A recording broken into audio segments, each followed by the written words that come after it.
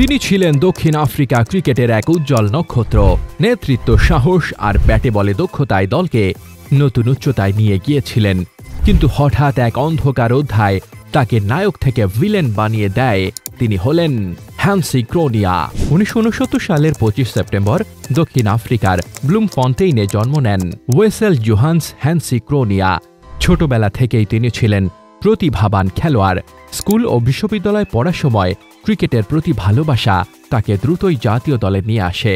1992 সালে ভারতের বিপক্ষে তার আন্তর্জাতিক অভিষেক। খুব দ্রুতই তিনি হয়ে ওঠেন দলের মধ্যম সারির ভরসা।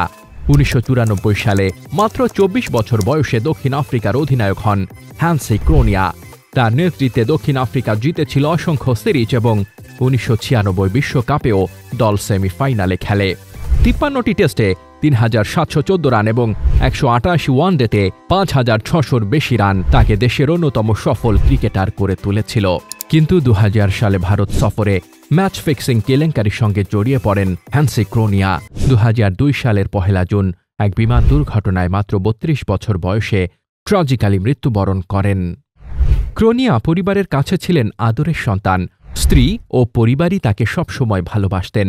জীবনের শেষ দিন পর্যন্ত তিনি চেষ্টা করেছিলেন আবার স্বাভাবিক জীবনে ফেরার। হ্যান্সি ক্রোনিয়া একজন প্রতিভাবান নেতা, এক মহান ক্রিকেটার, কিন্তু তার নাম জড়িয়ে আছে ক্রিকেট ইতিহাসের অন্ধকারতম অধ্যায়ে। তিনি আমাদের মনে করিয়ে দেন মহান সাফল্যের সঙ্গেও বড় ভুল হতে পারে, আর একটি ভুল সিদ্ধান্ত পুরো জীবন পাল্টে দিতে পারে।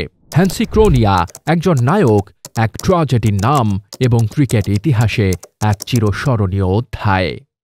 সব খেলার আপডেট পেতে স্পোর্টস টিউবের সাথেই থাকুন।